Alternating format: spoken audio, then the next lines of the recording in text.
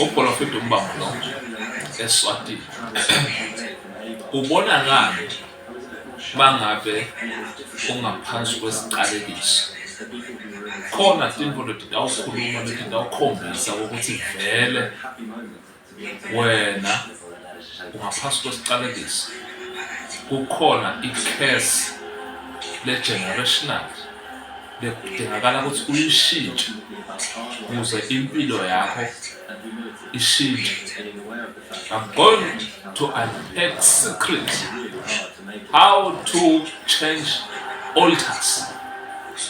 I-altar ayifi kodwa uyayishintsha. Number one, kukhona lezi zinto ozozibona ukuthi cha lezi zinto lezi cha ziyasilandela.